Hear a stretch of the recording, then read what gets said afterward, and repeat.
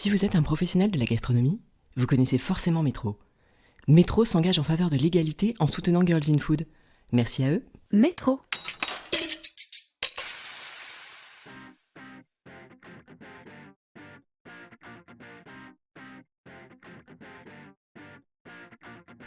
C'est une interview un peu particulière que je vous propose aujourd'hui, puisque mon invitée est Adeline Grattard, la chef étoilée du restaurant parisien Yamcha.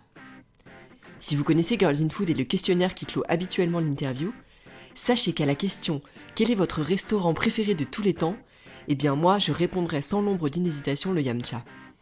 C'est donc avec une certaine émotion que j'accueille sa chef Adeline Grattard aujourd'hui pour qu'elle nous parle de son parcours. Tout commence par une transition professionnelle entre ses études d'allemand et le milieu de la restauration. Dans cet épisode, elle nous explique pourquoi, dès son premier jour en cuisine, elle a décidé d'avoir un jour son propre restaurant. Comment elle a trouvé, de manière très organique, un style bien à elle, entre influences chinoises et techniques françaises. Et de quelle manière le Yamcha a été précurseur en proposant d'accompagner le menu de thé et en lui donnant autant d'importance qu'au vin. Si cet épisode vous plaît, je vous invite à laisser 5 étoiles et un commentaire dans l'appli Apple Podcast. Vous êtes prêts à passer à table ? Je suis Adeline Glibota et voici le portrait d'Adeline Grattard dans Girls in Food. Bonjour Adeline Grattard. Bonjour. Est-ce que vous pouvez vous présenter ?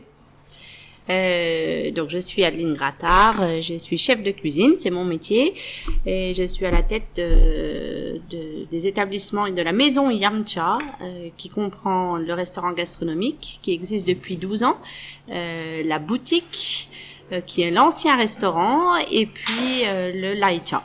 Vous allez nous en dire plus dans un instant. Petit retour en arrière, quelle était la place de la cuisine dans votre famille quand vous étiez enfant ? Quand j'étais enfant, on adorait manger chez les Grattards, et ça occupait beaucoup d'instants, beaucoup de place. On cuisinait, déjà mon arrière-grand-mère cuisinait beaucoup, et il n'y avait pas de dimanche sans repas de famille, et au quotidien on était plutôt bien nourris, assez sainement avec des produits du jardin.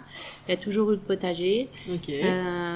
Et puis sur des choses assez gourmandes. Il y avait beaucoup de temps passé à table. Ok. Et justement, vous avez parlé de plat du dimanche. Alors, qu'est-ce que c'était le plat du dimanche chez les Grattards ? Chez les Grattards, c'était les escargots. Ok. Les escargots dans les petites coquilles ou cassolettes avec beurre, ail, persil. Les escargots de Bourgogne, et c'est mon père qui les ramassait. D'accord. Il les ramassait en saison, donc la saison c'est l'été pour les escargots, et il les cuisait au courbouillon, et après on les congelait dans le courbouillon. Mais il en ramassait 3000. Enfin, il fallait faire le stock, et souvent c'était les escargots, peut-être pas tous les dimanches, mais ça revenait quand même, on adorait ça. C'est le plat on était toujours malade parce qu'on mangeait trop de beurre, mais voilà. Et est-ce qu'il y avait un métier qui vous faisait rêver quand vous étiez enfant ? Petite, je rêvais d'être chirurgien, d'ouvrir les corps et de regarder ce qu'il y avait à l'intérieur, mais ça m'est vite passé dès la 4e. Il s'avérait que j'étais pas très très bonne en maths, et je sais pas. Voilà. Et quel a été votre tout premier job ? Ça peut être un job étudiant. Le tout premier job était du ménage. Ok. Alors, vous avez commencé votre parcours par des études universitaires, puisque vous avez une licence d'allemand, si je ne me trompe pas. Ensuite, vous vous êtes orienté vers la cuisine. Vous êtes inscrite à l'école Ferrandi. Comment s'est faite la transition entre vos études universitaires, un parcours classique sûrement en sortant du lycée, et une réorientation vers la cuisine ? Il y avait un épuisement en licence d'allemand. J'avais l'impression de m'ennuyer totalement, de refaire le programme de la Seconde Guerre mondiale 10 fois, d'étudier le Mittelhochdeutsch qui est un peu comme le vieux français mais le vieil allemand, et je n'en voyais pas l'intérêt. Ouais. En plus de ça, je donnais des cours parallèlement à un enfant où je me suis rendu compte que j'avais pas de patience, en fait, j'avais pas de pédagogie. C'était un élève en difficulté, bien sûr, s'il prenait des cours, et j'ai commencé à me poser pas mal de questions. Donc avec l'allemand, vous vouliez vous orienter vers un métier de professeur, c'est ça, ou de... Oui, voilà, clairement, LCE d'allemand, à part l'enseignement, il n'y avait pas grand-chose d'autre. Il y avait en plus très peu d'obtention de CAPES par an. Enfin, c'était l'avenir était pas florissant. Oui. Et j'ai regardé ce que je pouvais faire avec l'allemand, pas grand-chose. La traduction, c'était pas possible, il fallait vraiment maîtriser 2 ou 3 langues. Oui. Donc, je sais pas, instinctivement, j'ai regardé un peu les métiers manuels, professionnels de la cuisine, et je suis tombée sur ce document de l'école Ferrandi où il y a eu très spontanément une palpitation, un truc, j'ai envie de faire ça en fait, j'ai envie de faire de la cuisine. Parce que j'ai passé mon DUG en Allemagne et j'avais eu en job, j'étais cuisinière. Dans un bistrot, Oui. Dans un bar à vin, et ça m'avait beaucoup plu. Donc voilà, je pense Ouais. que tout ne s'est pas fait par hasard. Non, bien sûr. Et puis, les pièces du puzzle se sont mises en place à ce moment-là. Exactement. Ouais. Et puis la formation Ferrandi correspondait, c'était assez accéléré, c'était un CAP en alternance en 1 an. Donc ça me convenait, je me suis pas trop posé de questions. J'avais regardé Bocuse, l'école Écully, j'ai regardé la Suisse, mais ça correspondait, c'était assez facile dans le parcours. C'était pas très long. Ouais. Ensuite, vous entamez un parcours dans des grandes maisons, avant de vous lancer bien sûr à votre compte. Quels souvenirs vous en gardez de ces expériences dans des établissements Moi, j'en garde des très bons souvenirs. Toutes les formations que j'ai pu recevoir ont été très bénéfiques pour prendre des décisions. Alors, il y a eu plus ou moins des bonnes expériences. Hein. La première expérience, c'était chez Flora Mikula en alternance, en apprentissage. Elle m'a tout donné, elle m'a vraiment mis le pied à l'étrier, c'était dur, mais c'était vraiment, vraiment top. La deuxième expérience professionnelle était chez le restaurant Faugeron, qui n'existe plus maintenant, il était rue de Longchamp, Henri Faugeron, qui avait 2 étoiles au guide Michelin, qui était spécialiste de l'œuf à la coque et mouillette à la truffe. Donc une cuisine très classique, mais très bien maîtrisée, et j'ai vraiment beaucoup, beaucoup appris. Dans une équipe, une brigade à l'ancienne, mais ça fonctionnait bien, ça travaillait, et c'était vraiment très sympathique. Je me suis bien épanouie dans cette maison. Après, ça a été avec Yannick Aleno au moment où il était au Scribe, et ses 2 étoiles. Ça a été beaucoup plus dur en termes d'équipe. J'adorais la cuisine du chef, ce qu'il faisait, mais j'ai vite compris que j'adhérerais pas à l'ambiance des brigades de palace. Enfin, ça me plaisait pas trop. Ouais. Fallait beaucoup de temps pour accéder à quelque chose. Ouais. Même avec la bonne volonté, voilà. Et puis les gars étaient pas très très sympas. Non. Non. Il n'y a pas eu vraiment d'épanouissement là-dedans. Et donc, c'est ce qui m'a fait décider, et c'est là où je dis que chaque étape était intéressante et formatrice, de m'orienter dans une petite maison, plutôt où le chef est patron. Et je sortais donc de l'école, parce que 3 années d'école avec des stages, et je cherchais du travail, et je me suis orientée dans un petit restaurant qui est l'Astrance. Un petit grand restaurant. C'est ça. Pascal Barbeau. Pascal Barbeau, oui, il faisait 24 couverts, il y avait 3-4 personnes en cuisine, et on parlait beaucoup de lui, il commençait, hein, c'était 2005, bon, il est ouvert en 2000 je crois, mais bon, il était très très à la page, tout le monde rêvait de travailler chez lui, et j'ai eu la chance d'obtenir un poste. Voilà, et après il y a eu Hong Kong. Là, ça a été une autre histoire de s'affirmer en tant que femme. J'avais un poste de supérieur. En fait, j'étais sous-chef de cuisine, et là, arriver dans une brigade chinoise où on n'avait pas du tout la même approche, ça a été très compliqué. Ouais. Ça m'a pas du tout plu au début, mais ça s'est fait, et ça s'est bien fini, bien passé.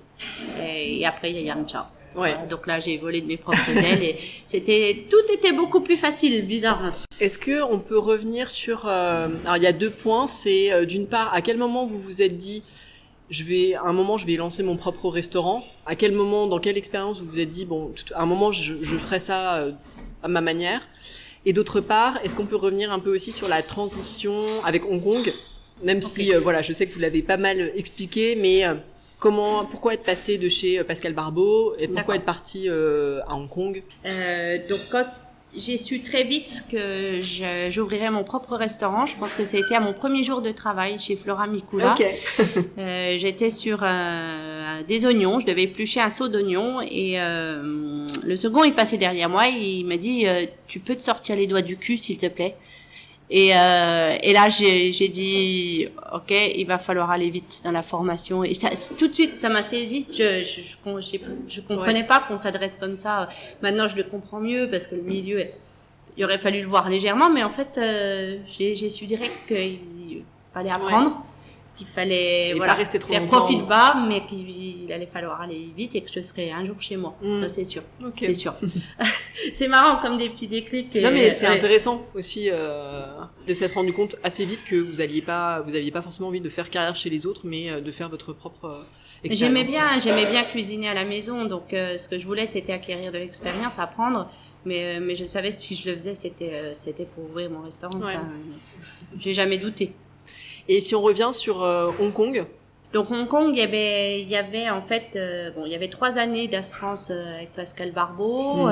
Il fallait s'en aller parce que il fallait 3 ans, c'était déjà pas mal. J'avais envie de faire autre chose et je voulais ouvrir donc mon propre restaurant, mais j'avais très très peur à la sortie de l'astreinte d'ouvrir directement. Je craignais trop faire la même chose que lui et je le respectais beaucoup trop pour faire un copier-coller. J'avais envie vraiment d'une fissure avec sa cuisine pour pouvoir après former la mienne. Et il m'a aidé à trouver un poste à Hong Kong. Enfin bon, voilà, ça a été Hong Kong parce que Chiwa, mon mari, était de là-bas. C'était facile pour lui de déménager. Enfin, ça aurait pu être Shanghai, ça aurait pu être Pékin. J'avais un projet à Shanghai qui a capoté, mais voilà, c'était un petit peu par facilité, par opportunité, on dira. Et c'était déjà une ville que je connaissais. D'accord. Et est-ce que vous saviez déjà quand vous êtes parti à Hong Kong que la cuisine chinoise allait s'inviter aussi dans votre cuisine par la suite? Est-ce que vous saviez que vous alliez mêler un peu les différents terroirs, les différents territoires? Je pense qu'à l'époque, j'avais 27 ans. Je ne me posais pas du tout la question sur le concept et je ne savais pas du tout ce que j'allais faire. J'étais avide d'apprendre beaucoup de choses, de prendre beaucoup de chocs de goût, d'images. J'ai pas trop réfléchi, il n'y avait pas de plan en fait, il n'y avait pas de calcul. Je savais que de toute manière, la cuisine que je ferais découlerait de ce que j'avais appris et vu. Donc c'est toujours un amalgame de son parcours.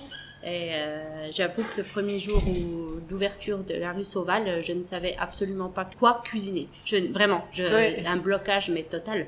Le concept n'était pas en moi, je savais pas. Et puis ça s'est fait avec le temps et puis l'affluence des clients très rapide. Et il a fallu réagir et cet électrochoc m'a permis de dire maintenant qu'est-ce que t'as vu, qu'est-ce que t'aimes, qu'est-ce que t'as appris et c'est sorti. Ok.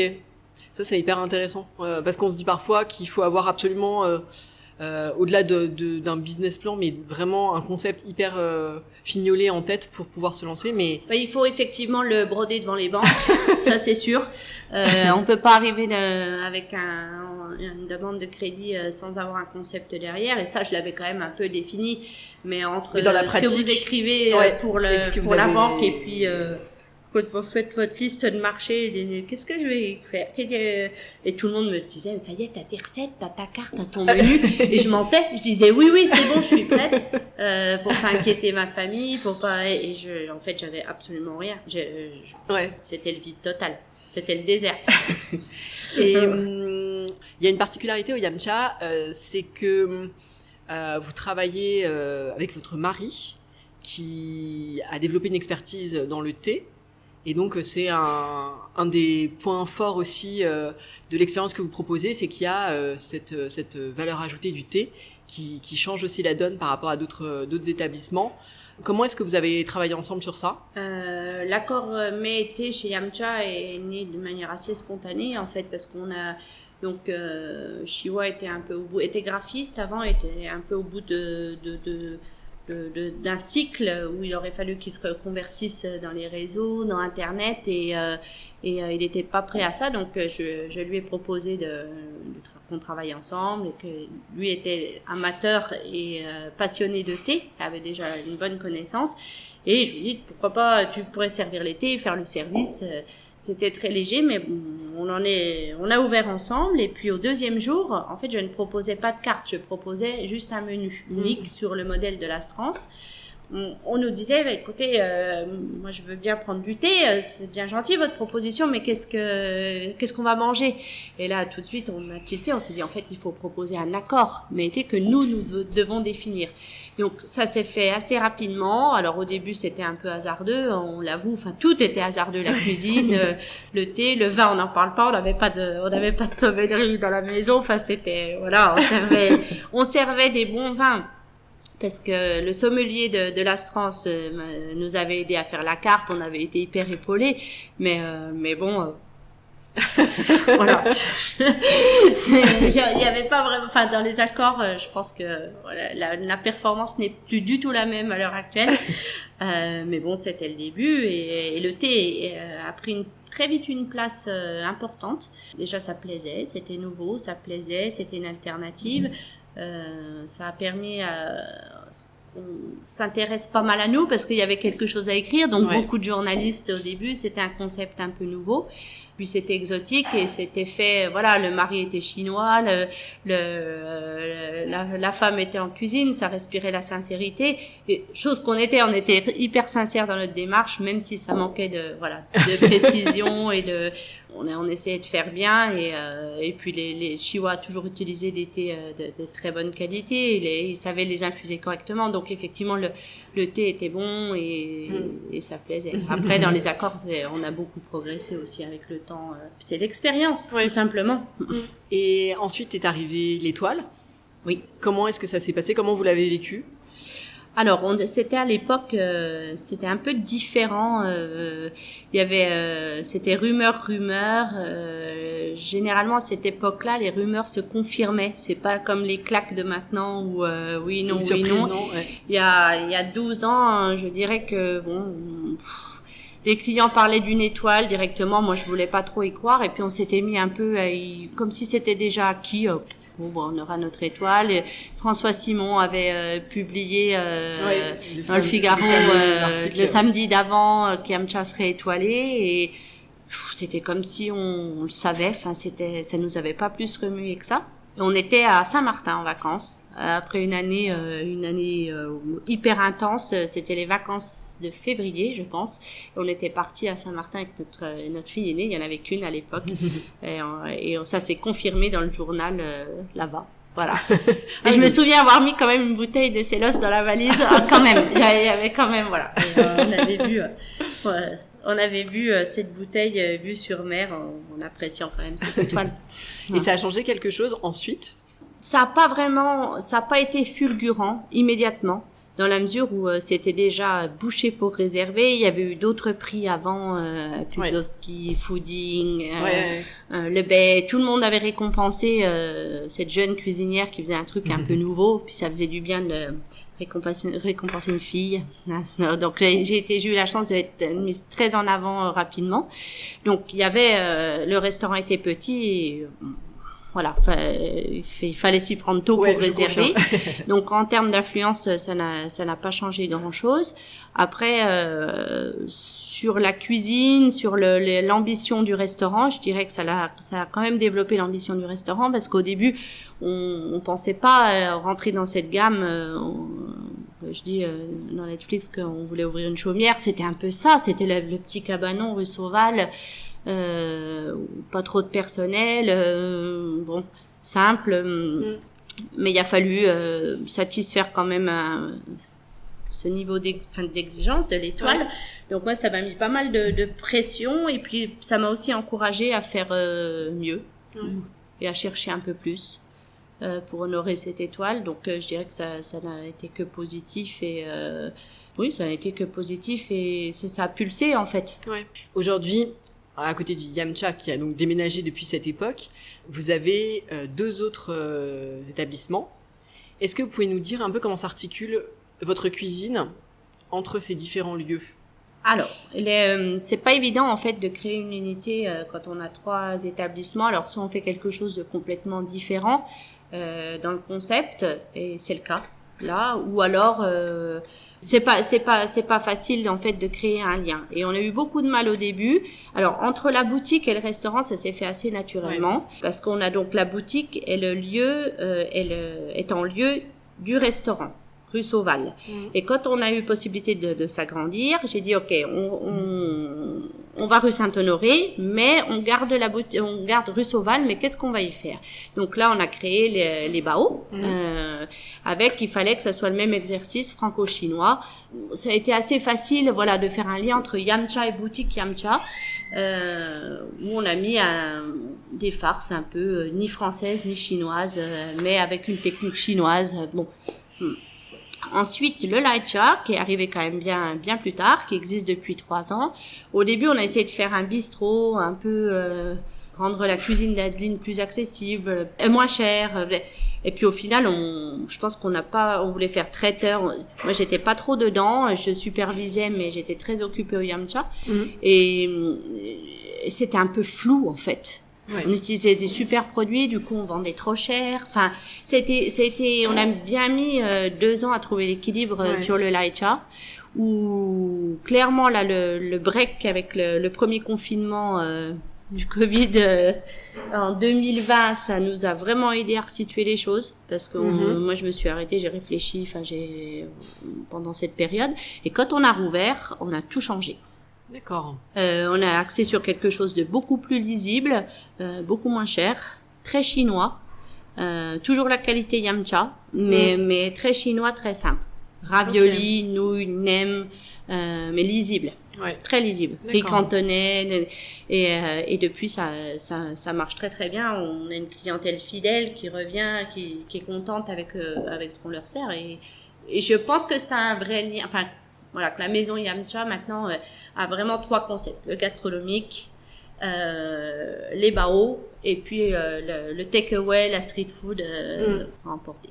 Et le samedi, en fait c'est difficile de parler actuellement, parce que on a dû tout changer aussi avec le emporté, se spécialiser dans le emporté.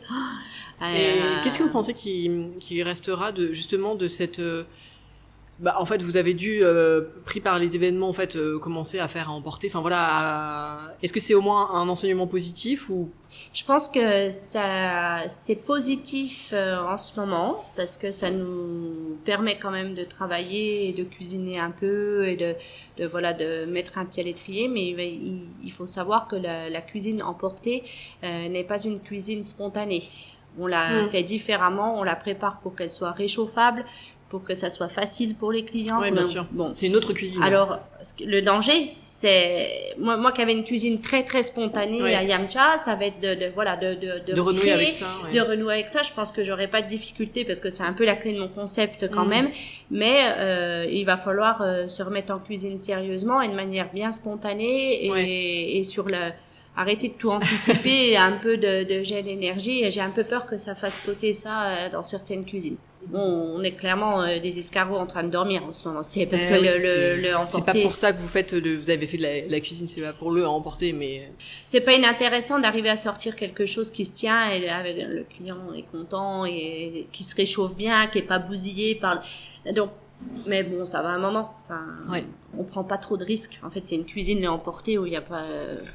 Faut pas prendre de risques, justement, sinon après c'est pas bon à arriver à la maison. Ça, faut pas. Ça peut pas être trop fragile ou trop compliqué dans le. Non, il y a la question de packaging, c'est terrible. On utilise une tonne d'emballage. C'est pas le sens de. Il y a plus de notion de dressage non plus. Non. Chez Yamcha, il n'y a pas une assiette qui est dressée pareil. Donc on n'a plus du tout d'épanouissement dans la finalité de la recette. Le take-away, il faut qu'il soit dressé pareil dans la vitrine. Il faut que ça soit tac, tac, tac. Chez Yamcha, l'assiette entre les tables, elle est différente. Des fois, il n'y a pas toujours la même chose dessus. Non, aussi. C'est vrai, d'ailleurs. Donc, bon. C'est au grand désespoir de nos amis de la salle, mais qui sont obligés de regarder un peu quand ils présentent, parce que elle a pas mis ça, ou il y a ça. Ils ont l'habitude et ils adorent ça. Je suis sûre que ça leur manque. Adeline, est-ce qu'il y a eu un moment où vous vous êtes dit ça y est, j'ai vraiment trouvé ma voie? Vous avez une révélation? Oui, mais un peu comme ça. Ça peut ne pas être le cas, mais. Non, je ne me le suis pas dit comme ça, mais j'ai été très très bien, en fait. J'étais très épanouie rapidement avec la cuisine, que je sois employée ou chez moi et maintenant j'ai envie de dire pour rien au monde j'aurais fait un autre métier. Mais vraiment, enfin je regrette absolument rien. Et je suis très contente d'avoir rencontré ma fibre. Enfin voilà, ça se fait assez facilement. Exactement. Ouais. Est-ce qu'il y a une rencontre décisive dans votre vie? Je dirais quand même Chiwa, parce que sans Chiwa il n'y aurait pas eu Yamcha. Et si on reste sur le milieu professionnel, oui. Pascal Barbeau aussi a été très très important, je pense. C'est quelqu'un que j'admire beaucoup et j'ai d'ailleurs hâte qu'il rouvre son restaurant. Son nouveau restaurant d'ailleurs. Son nouveau restaurant, enfin leur nouveau restaurant avec Christophe Roy. Et oui, il a été vraiment décisif parce qu'il m'a épaulé et puis il m'a formé. Je sais bien que la période est pleine d'incertitudes, mais est-ce qu'il y a des projets que vous aimeriez partager avec nous? Pour l'instant, il y a vraiment rien en ligne de mire. Vraiment rien. La réouverture, quoi. La réouverture, bon, ça se fera. À un moment, bien sûr. Enfin, j'espère. Oui. Mais non, il y avait rien déjà au show avant toute cette épouvantable année, donc il y a rien qui a émergé de ça, changement on va tout plaquer. pas du tout. Je pense qu'on a quand même lourd sur le dos et qu'il faut se remettre en selle et puis reconduire d'une main de fer tout ça pour redresser. On est clairement en train de s'endetter, donc bien sûr. C'est pas le moment d'aller batifoler, je pense. Non. Adeline, on va passer à la deuxième partie de l'interview, qui est consacrée aux femmes et à leur place dans le monde de la gastronomie. Première question, est-ce que selon vous, le fait d'être une femme a eu un impact positif comme négatif sur votre parcours professionnel? Comme j'ai pu le dire avant, je pense que pour moi, ça a été un avantage énorme d'être une femme. L'intérêt de la presse, pour le côté médiatisation. Médiatisation, mais à fond. Et puis arrivé aussi, je serpentais pas mal dans les brigades. Je jouais pas du côté féminin, mais c'était assez facile en fait. J'ai jamais eu trop de difficultés. Et je me sens un peu à part quand j'entends. Oui, absolument. J'ai eu quelques accros, mais comme tous les cuisiniers ont pu avoir entre eux, parce que les ambiances sont quand même assez tendues en cuisine, mais j'ai pas été victime de quoi que ce soit. Voilà. Donc je pense que ça a plutôt été un avantage pour moi. Et ça l'est toujours. Les femmes sont quand même mises à l'honneur. Elles sont encore moins nombreuses, elles sont encore peu nombreuses, donc oui, effectivement. Si. Elles se remarquent plus peut-être. Oui, puis j'ai l'impression que la femme aura peut-être moins de lassitude que l'homme en vieillissant parce qu'elle a tellement de choses à gérer et ça c'est un avantage énorme. En fait, c'est tout très léger. J'ai l'impression que plus on vieillit, plus on en prend sur le dos et plus tout devient plus facile en fait. Parce qu'on a l'habitude. J'ai jeune cuisinière à 30 ans, j'avais une fille, j'étais débordée, j'étais sous l'eau, j'étais fatiguée. J'ai 3 établissements, j'ai 3 enfants. Ça va 42, tout est plus facile. Après, je suis très épaulée.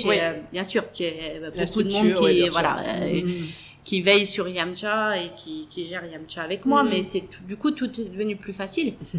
Toujours sur la manière dont le milieu de la gastronomie accueille les femmes, en fait, on a souvent l'impression qu'il est plus difficile pour une femme de lancer un restaurant, ou en tout cas un restaurant avec un peu d'ambition. Est-ce que c'est une expérience que vous partagez? Il faut la rage, il faut pouvoir galoper, il faut pouvoir user ses semelles. Il faut y aller. Enfin, il faut avoir une certaine résistance physique aussi qui est peut-être pas donnée à tout le monde. Ça peut paraître prétentieux, mais j'ai la chance de pas avoir énormément besoin de sommeil et d'être endurante, et ça quand on a les enfants, si on veut mener un projet avec ambition, faut travailler beaucoup et puis il faut faire beaucoup de concessions. Il faut aussi peut-être pas dans l'abnégation, mais bon, il faut quand même oublier pas mal de choses. Mais que ça soit pour un homme ou une femme, l'ambition, de faire quelque chose de précis, c'est beaucoup de réflexion, beaucoup de travail, donc ça prend une grosse partie de l'esprit. Et là, si on n'est pas entouré derrière pour le reste, je sais que j'ai eu beaucoup de chance grâce à mes parents. J'ai pu mener de front ces années rue Sauval où j'étais seule, où on était 2 en cuisine et ma mère venait garder Nina.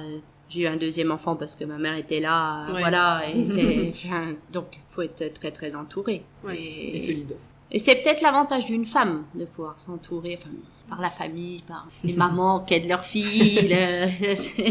Voilà. Est-ce que vous avez l'impression que par rapport à vos débuts en cuisine, est-ce que la place des femmes évolue dans ce milieu-là ? Complètement. Je pense qu'il y a de plus en plus de femmes en cuisine. Par contre, ce qui est peut-être interpellant, c'est qu'il y en a beaucoup en école de cuisine. Mais ça serait intéressant de voir si elles continuent toutes 10 ans après. Est-ce qu'on les retrouve ? Quand même un certain découragement, je pense. Oui. On en parle. Hein, et puis l'équilibre vie privée, vie professionnelle est d'autant plus difficile pour les femmes. De toute façon, à partir du moment où on fait des enfants, ça devient difficile d'être employé. Et être employé dans un restaurant gastronomique, c'est 12 à 15 heures de travail par jour, selon les maisons.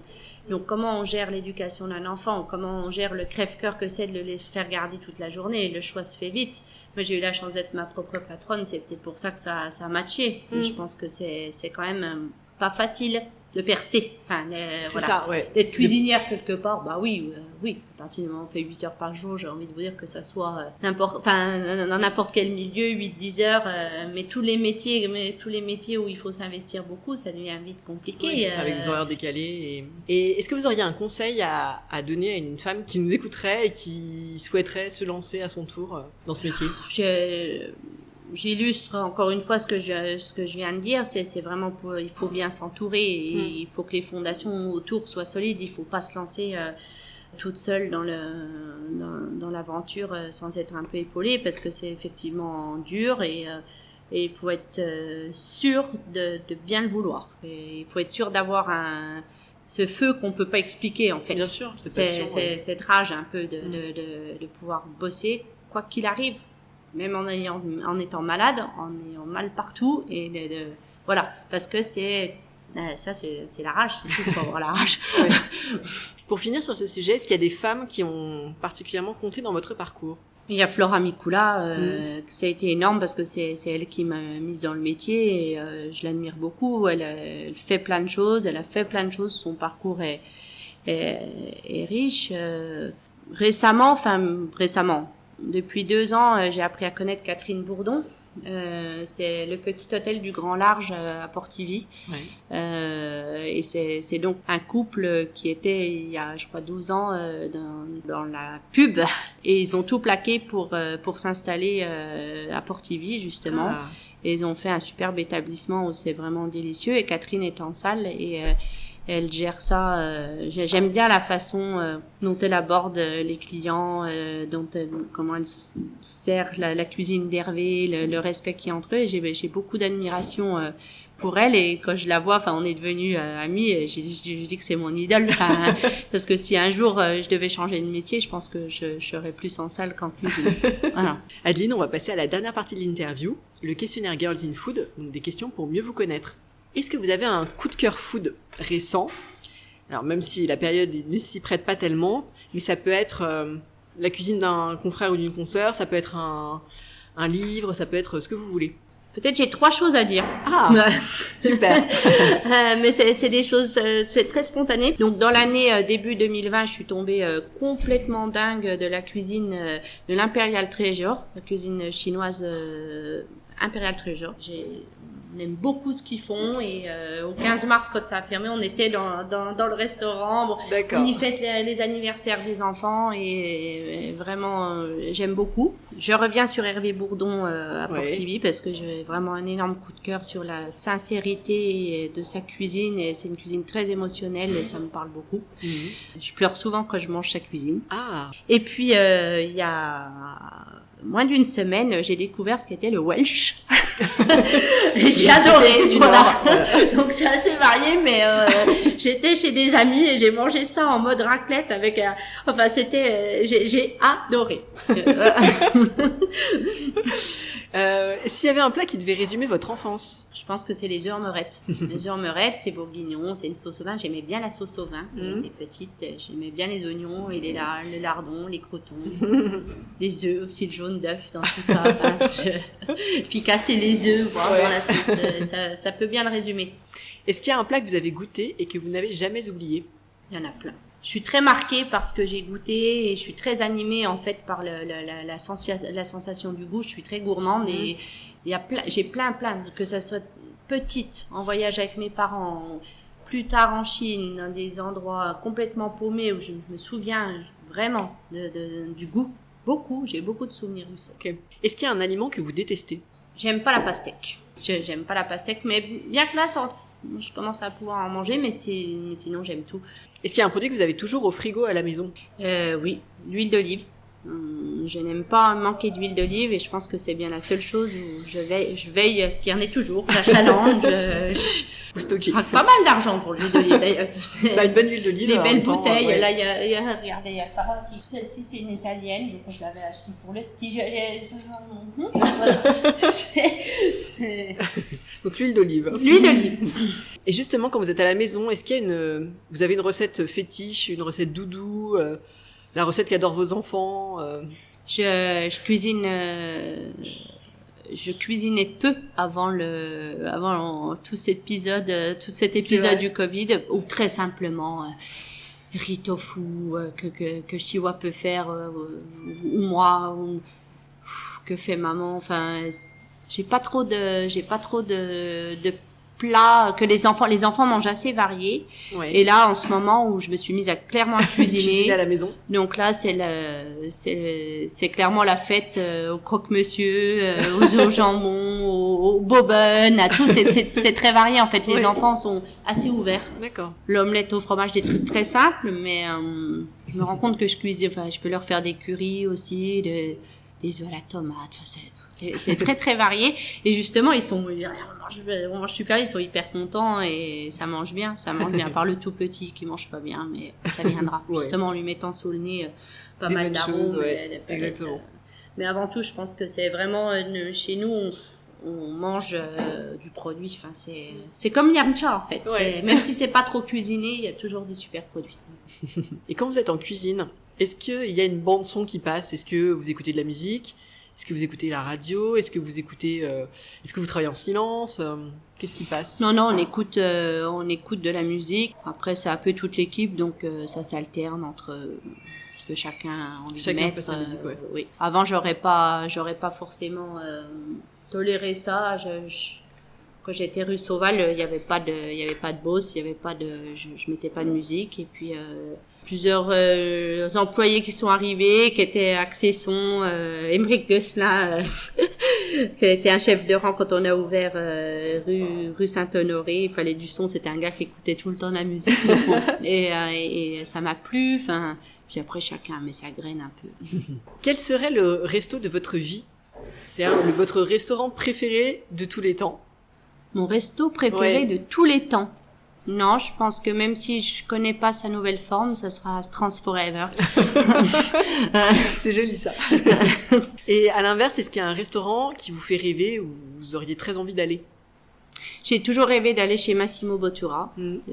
J'ai jamais trouvé le temps. Dernière question de l'interview. Quelle femme souhaiteriez-vous entendre dans un prochain épisode? J'en ai déjà parlé, je pense que ça serait Catherine Bourdon. Parce que j'ai été pas mal touchée par... je la connais, mais quand le Michelin est sorti cette année, il y a eu un joli reportage sur l'étoile verte, en fait. Ouais. Et c'est eux qui sont filmés et je les ai trouvés tellement beaux et sa façon de parler, je pense que elle a de la bouteille et je pense que c'est une bonne mentor de femme. Voilà. Super, merci pour la recommandation. Un grand merci à Adeline Grattard. Merci. Un grand merci à Adeline Grattard pour sa participation à Girls in Food. Si ce podcast vous plaît et que vous souhaitez le partager avec le plus grand nombre, rien de plus simple, mettez-lui 5 étoiles et laissez un commentaire dans l'appli Apple Podcast. J'attends vos réactions sur Instagram, ainsi que vos suggestions d'invités. À bientôt pour une nouvelle interview de femmes inspirantes.